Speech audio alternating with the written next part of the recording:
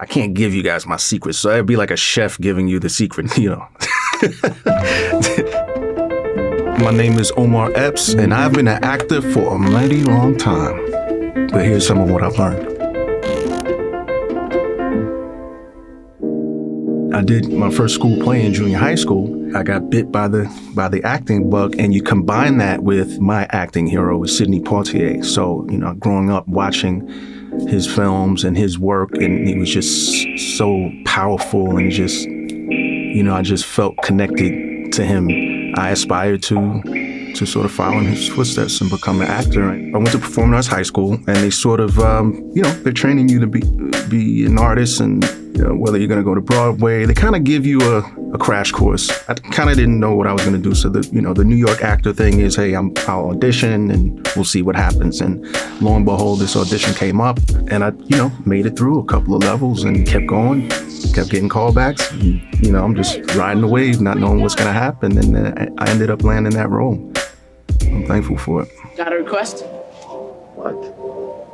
A request, man, on the hop. What do you want to hear? Go away. I don't know that one. An actor's preparation for a role varies. Every actor has a different process. For me, my process varies role to role. It just depends on what the character calls for. Universally, you're building out a character, you build out a world for it. And when I say that, it's like a beginning and end. So when you meet a character, you know, the audience is meeting them at this point, and, you know, that'll be the end point. But you need to know their whole life before that. You need to know things like their favorite color, what's their favorite food. They seem like simple nuances, but once you start building that into the emotions of a character, now you're building a fully dimensional being, and you're not just performing words.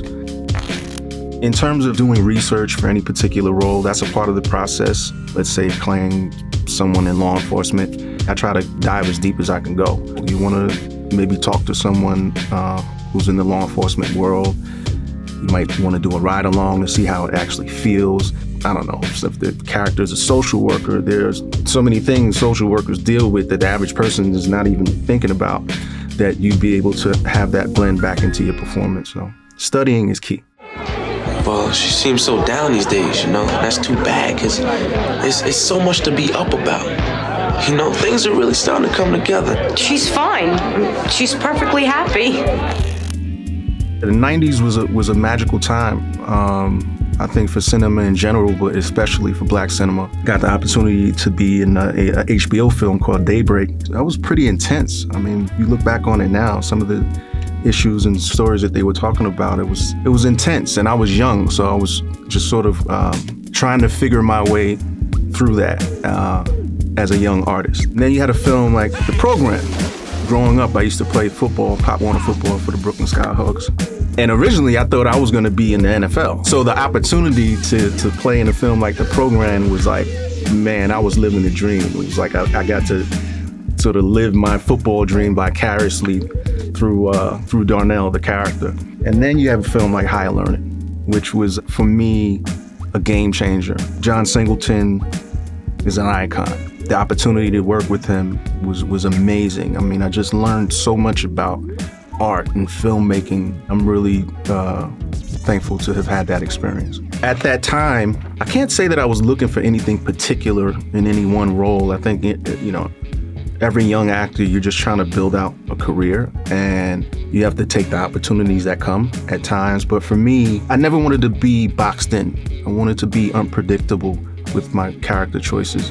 You know, working on Scream 2, obviously Wes Craven, and I mean, I was only in it for a blip, literally. It was still an honor, and it was such a massive franchise. And then with the Mod Squad, it was a little different now. Man, you got Claire Danes, Giovanni Ribisi.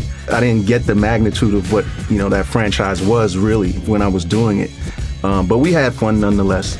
The way you approach a character like Mike, or the way that I approached the character like Mike in the Wood was, for me, I didn't watch what the young actors did purposely, because I wanted that evolution to sort of be true. Unless there are some really big story beats that happen, you know, I didn't want to really take on the mannerisms or things of that nature. Y'all just jealous, that's all. Yeah, you know what, man? What's the difference between, film and television? I think that there used to be a really big difference. I think that now the lines are really blurred. I mean, not to give a flat answer, but really the only difference is the speed. But from a creative standpoint, it is really it's challenging to breathe in a character for as long as I did on House. The writing was so incredible. It was just like having fun riding on a roller coaster every week. This is Nia Long and I's third dance together, and she's an incredible dance partner. I use the word dance in terms of like acting together. We just have a shorthand. She's like a creative kindred, and we know how to get things out of each other. It's great, to have had the opportunity for us to work together again now as grown folk and still having fun doing it.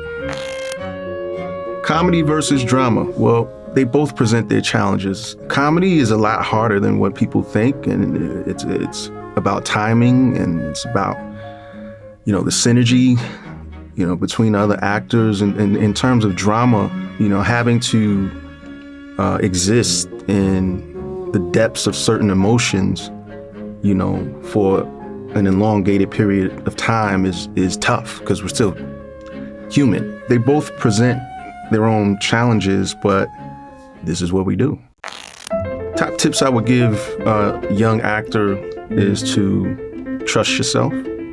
Preparation, and keep your mind open to the process. Be sure to check out Fatal Affair, only on Netflix.